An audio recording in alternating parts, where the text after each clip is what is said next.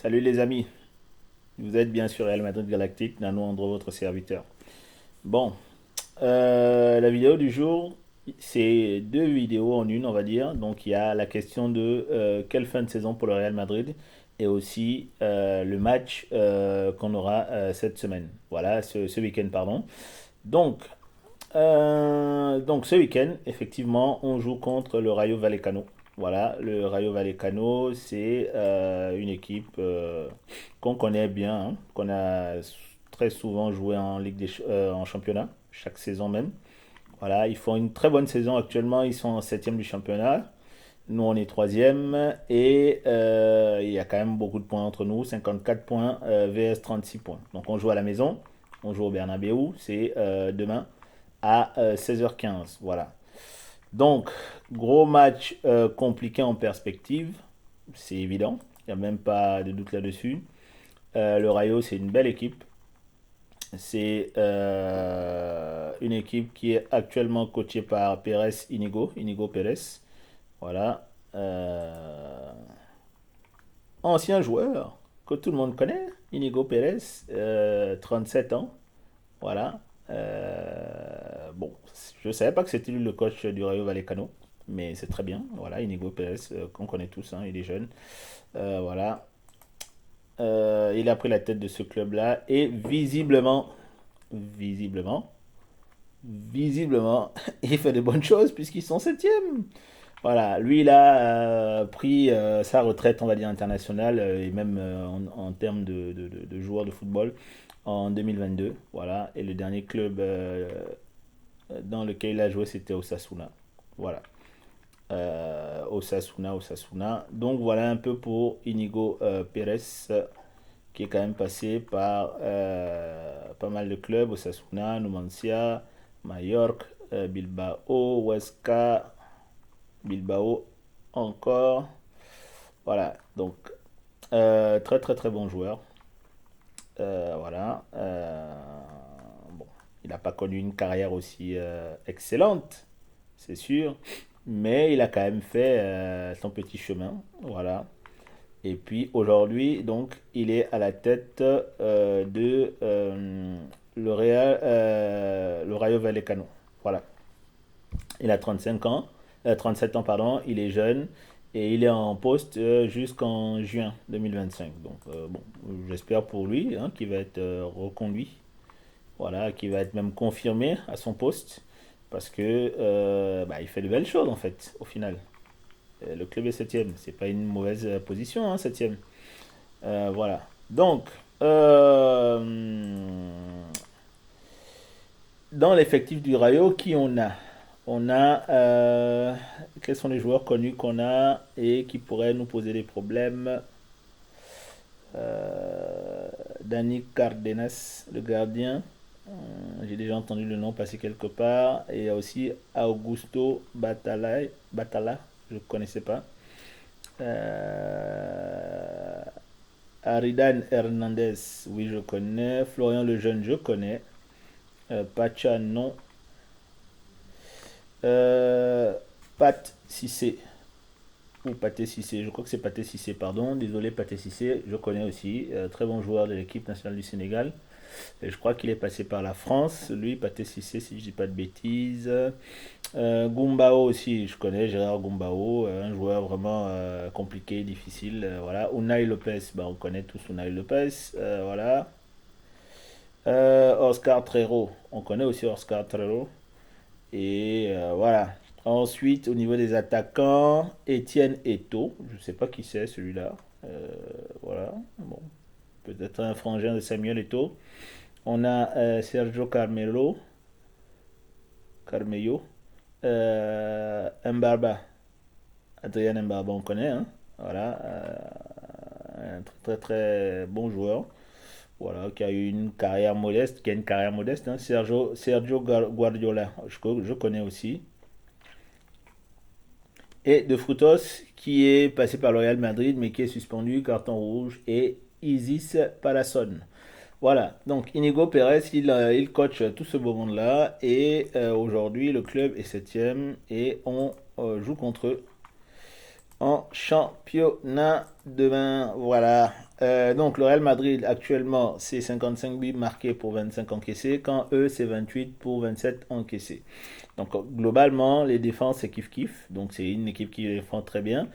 Ils sont sur 9 victoires, 9 nuls et 8 défaites. Là où nous c'est 16 victoires, 6 nuls et 4 défaites. 4 défaites de trop, 6 nuls de trop à mon goût, mais c'est comme ça.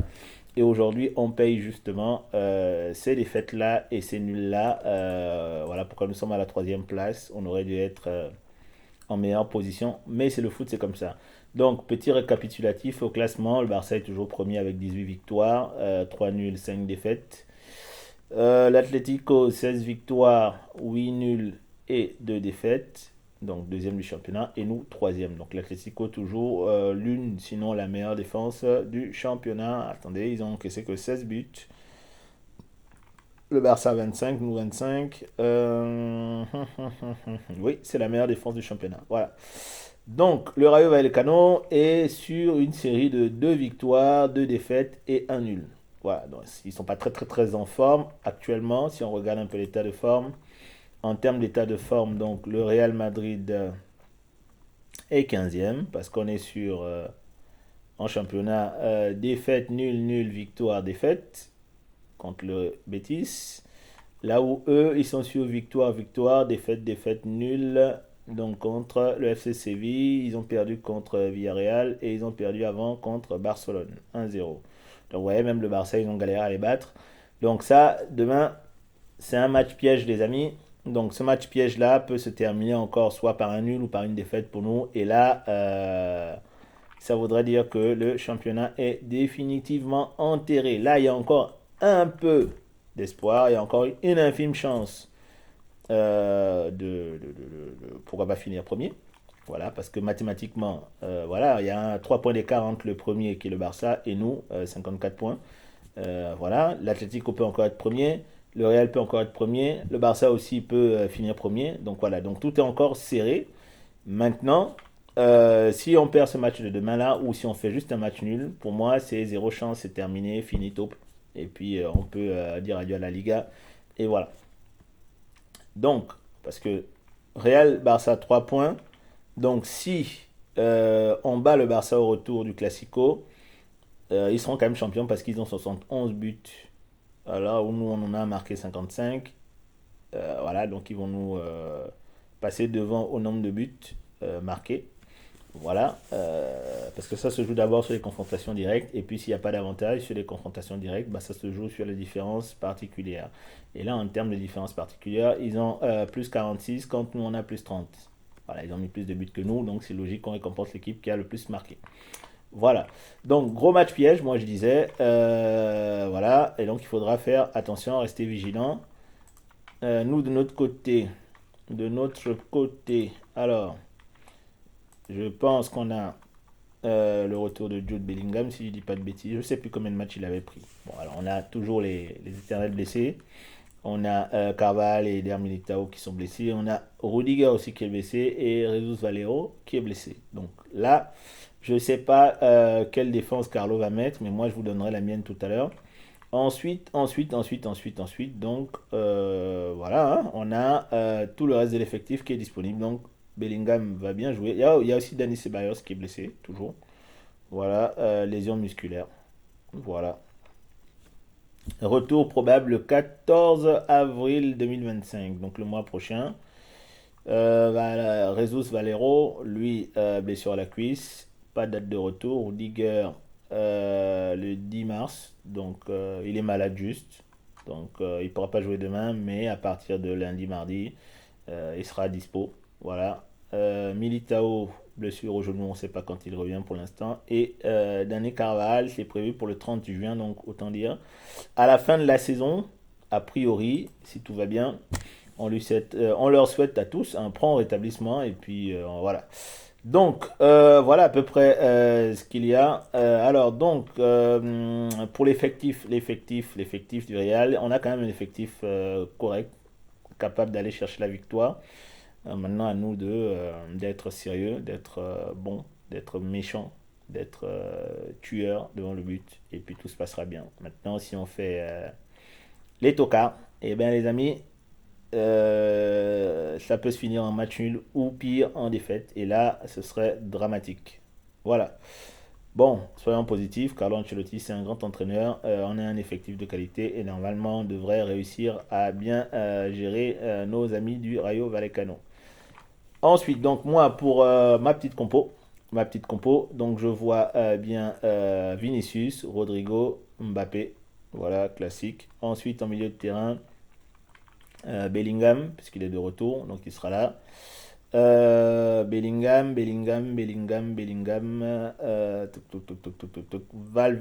Valverde et Chouameni. Je pense qu'Ancelotti va mettre ça. Donc Bellingham, Valverde, Chouameni. Voilà. Ensuite, en défense, Vasquez. Voilà. Asensio, David Alaba et Mendy ou Fran Garcia. Alors moi je dirais Mendy. Mendy parce que c'est quand même un match sérieux. C'est un match qu'on ne doit pas perdre. Voilà, mais je pense qu'il va mettre Mendy, mais je pense que Fran Garcia aussi pourrait faire l'affaire. Voilà, et puis dans les buts, notre ami Thibaut Courtois. Voilà, donc voilà ma petite compo. Donc je reprends Thibaut Courtois, Alaba, Asensio, Mendy, Vasquez.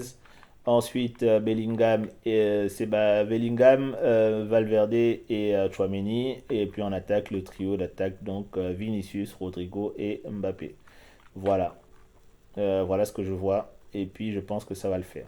Bon, donc voilà un peu ce que je vois pour ce match-là. C'est un match dangereux, c'est un match à haut risque et c'est un match qu'il faudra être vigilant.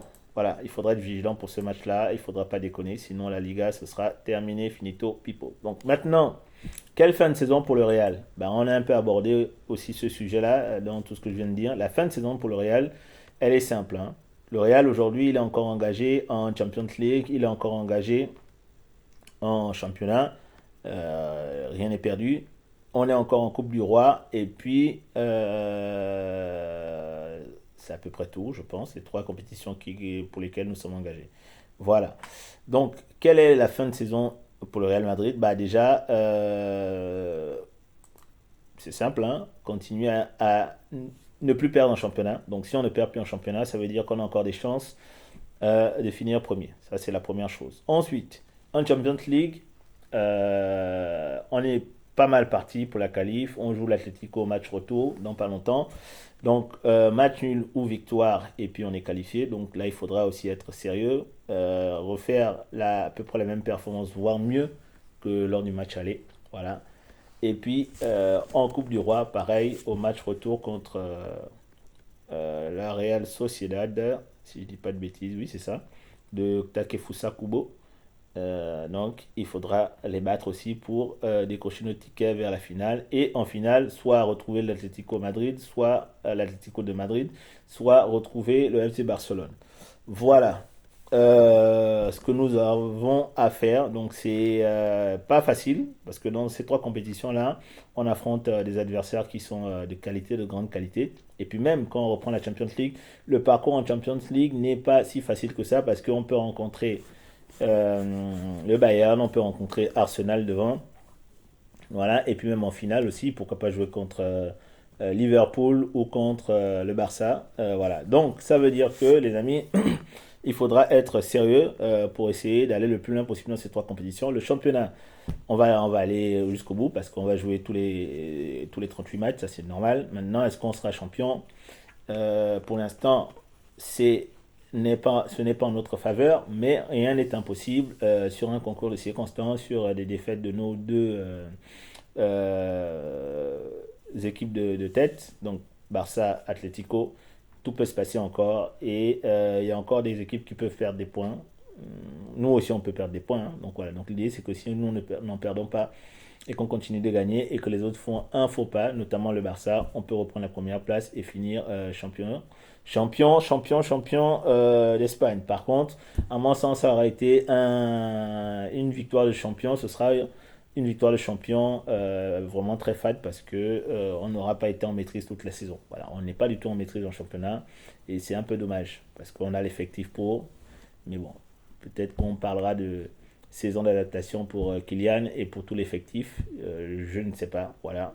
Donc ça c'est la première chose. Ensuite, donc imaginons qu'on perdait en championnat. Bon bah il ne resterait plus que la Champions League et la Coupe du Roi pour essayer de finir correctement. Voilà, deux trophées. Alors, on perd le championnat, mais si on gagne la Champions League et si on gagne la Coupe du Roi, je pense que Ancelotti ne craindra rien, il sera reconduit entraîneur. Voilà. Et puis de toute façon, sur le marché, il n'y a pas grand monde pour lui succéder, donc je pense qu'il doit rester en poste et continuer le bon travail qu'il fait. C'est à nos joueurs, à eux de se bouger un peu plus parce que moi je pense que les responsables c'est eux. C'est pas l'entraîneur, c'est pas les tactiques demandées, mises en place, c'est vraiment les joueurs, notamment nos trois attaquants qui cette saison ne sont pas du tout connectés entre eux et ne sont pas du tout agiles et habiles devant le but. Voilà. Maintenant, ensuite, il va nous rester la Coupe du Roi. C'est une compétition importante, voilà, très très très importante, qui compte. On a du retard sur le Barça dans cette compétition-là. On a de l'avance sur le Barça en Champions League et en championnat. Donc voilà, donc il faudrait qu'on fasse notre retard parce qu'en plus le retard sur le Barça en Copa n'est pas un petit retard. Voilà, et donc on peut pas être le Real Madrid, imaginer le football dans lequel on est et puis ne pas avoir de comparaison avec des concurrents directs. Donc c'est impossible. On est obligé de faire cette comparaison là. Voilà, bravo aux Barcelonais qui nous ont mis vraiment un gap de folie en Copa, mais il faut redoubler d'efforts, revenir. On doit les dominer sur toutes les compétitions, c'est comme ça, c'est l'ADN du club et on n'a pas le choix. Donc voilà, donc fin de saison compliquée pour le Real, mais une fin de saison qui peut finir soit par 3 sur 3 parce que bah, concours de circonstances, on finit premier du championnat, on gagne la Champions League, même si ce sera difficile, et on gagne la Coupe du Roi, même si ce sera difficile. Ou alors on peut faire du 2 sur 3 voilà les scénarios les moins compliqués. Et puis le scénario catastrophique, c'est si on finit par ne rien gagner en fait, ou même juste gagner une seule compétition. Alors si c'est la Champions League qu'on gagne, ça va. Mais si c'est le championnat qu'on gagne, ça va. Mais si c'est la Copa qu'on gagne, là c'est catastrophique. Et je pense que Carlo Ancelotti va sauter. Donc si on ne gagne rien ou si on ne gagne que la Copa, Carlo Ancelotti, malheureusement ce sera bye bye. Mais pour moi, dire bye bye à Carlo, ce serait replonger le club dans une instabilité en termes de manager. Parce que Carlo Ancelotti, même si cette saison ne joue pas très bien, je pense quand même qu'il est pertinent et il doit rester. Je l'ai dit et redit et je le redirai encore. Maintenant, j'espère que Papi Pérez, qui est tout en haut là-bas, va entendre ce que je dis et qu'il va voilà, faire les choses correctement avec Botra Grigno et tous les autres qui sont autour de lui. Donc voilà à peu près comment je vois la fin de saison. Donc trois possibilités, on les a évoquées. Le match de demain, c'est un match piège, mais il faudra gagner, on n'a pas le choix. Et il faut continuer à coller le duo de tête. Voilà. Nous sommes le Real Madrid, nous sommes un grand club, le meilleur club du monde, et puis rien ne nous est impossible. Alors déjà cette saison, on a gagné des trophées, donc on ne pourra pas faire saison blanche, et c'est très bien. Voilà, on peut déjà se consoler avec ça, mais on peut faire mieux encore, on peut finir en beauté la saison malgré le jeu moyen qu'on produit jusqu'ici. Voilà. On a un effectif de qualité, on a des joueurs disponibles pour le match de demain et j'espère que la victoire sera au rendez-vous. Mon petit pronostic pour le score, je vois bien une victoire dans la difficulté, mais je vois quand même un petit 2-0. Voilà. Avec des buteurs comme Valverde, Bellingham pour son retour. Voilà, c'est tout. Bon, salut les amis. Bye bye, c'était Nano Andro, votre serviteur pour Real Madrid Galactique.